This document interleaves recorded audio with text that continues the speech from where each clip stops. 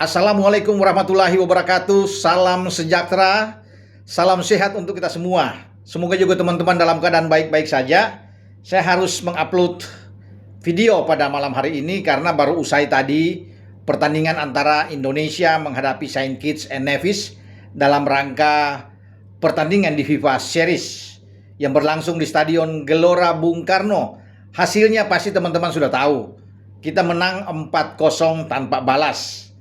Ini artinya buat John Herdman sebagai pelatih adalah langkah awal yang manis. Debut dia yang bagus. Terlepas dari lawan kita Saint Kitts itu berada di bawah kita secara peringkat FIFA, karena mereka itu kan 154, kita 121. Kualitas pemain kita juga di atas mereka, apalagi kita bermain di kandang. Dukungan yang kuat dari publik penggemar sepak bola Indonesia. Dan kita menang dengan 4 gol, ya. Ini bagus bagi John Herdman. Secara permainan memang belum bagus-bagus amat terlihat, ya. Tetapi kita harus bersyukur bahwa hasil ini yang membuat kita itu bisa lolos ke babak selanjutnya, partai puncak menghadapi Bulgaria. Karena sebelum Indonesia menang melawan Saint Kitts and Nevis, Bulgaria menghajar habis juga Kepulauan Solomon dengan 10-2. Itu yang bikin kita dan Bulgaria bersanding di babak final, karena ini seperti turnamen mini kan. Jadi yang kalah Bulgaria lawan Kepulauan Solomon yang kalah bertemu nanti pada tanggal 30 sore ya, bersama dengan Saint Kitts and Nevis baru pada jam 8 malam atau 20.00 waktu Indonesia bagian barat. Timnas kesayangan kita bertarung melawan Bulgaria. Semoga kita bisa mendapatkan hasil yang baik, ya. Nah, saya mau bicara tentang apa yang dilakukan oleh John Herdman, ya. Untuk starting 11 memang bukan starting 11 terbaik juga kalau bisa dikatakan, ya. Karena dia menampilkan misalnya dua gelandang, Jordi Amat dan Calvin Verdong, yang notabene adalah pemain belakang, karena Jordi kita tahu selama ini sebagai bek tengah, yang nanti akhir-akhir ini di Persija Jakarta dia didorong oleh pelatih Mauricio Sosa bermain di posisi gelandang. Calvin Verdong juga yang bagaimana kita tahu di Lille dia bermain di kiri atau fullback di bagian kiri, tetapi dia dimainkan di posisi tengah. Bukan barang baru memang bagi Verdong, karena di zaman sebelumnya juga ya ketika lawan Arab di putaran keempat pra Piala Dunia Zona Asia grup B, dia bermain di posisi gelandang juga. Ya, dan ini dilakukan lagi. Ya, saya pikir apa yang dilakukan oleh John Herdman artinya dia mencoba, ya, materi pemain yang dia inginkan, karena yang paling penting adalah bagaimana dapat hasil yang baik. Kemenangan nantinya akan berubah ketika melawan Bulgaria. Saya yakin pasti berubah melawan Bulgaria, ya, untuk komposisi pemain.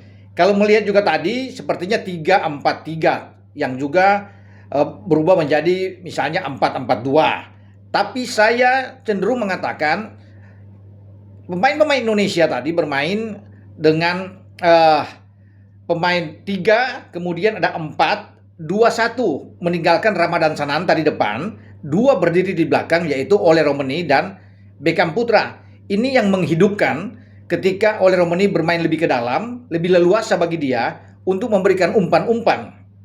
Dan itu terlihat bahwa Ole Romeni memberikan 2 umpan yang terukur baik kepada Beckham Putra, dan Beckham membuat brace dalam pertandingan ini. Starting 11 pun kan kita membuat ada yang merasa ragu, ya, kaget juga. Tetapi semua sudah dipikirkan dengan matang oleh John Herdman. Penjaga gawang tetap dengan Martin Pas, karena Emil juga mungkin masih lelah baru datang. 3 di belakang tetap Jai Isyes sebagai kapten, ada Rido dan Elkan Bagot untuk pertama kali berpasangan dengan Jai Isyes. Donitri, ini tampil pemain Persija yang tampil tidak tergantikan, ini bagus. Kalau melihat dengan penampilan perdana Donitri di level senior, ini kan pertama bagi dia. Tapi langsung dapat kepercayaan dari Herdman bermain di sisi kiri dan tidak jelek dia bermain. Oke, keren juga dia bermain sepanjang pertandingan melawan Saint Kitts. Kemudian Kevin Dix ada di kanan. Ya, 2 gelandang tadi yang saya bilang, Amat bersama dengan Calvin Verdong.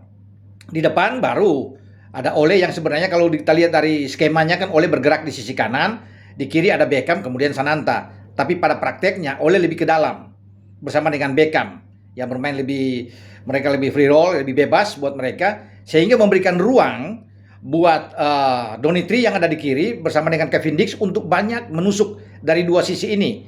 Ya, pada saat tertekan kita dalam transisi permainan, Donny dan Kevin Dix akan cepat turun ke bawah untuk bisa membentuk 5 pemain. Ya, Rizky Ridho dalam bentuk 3 back itu agak di kanan.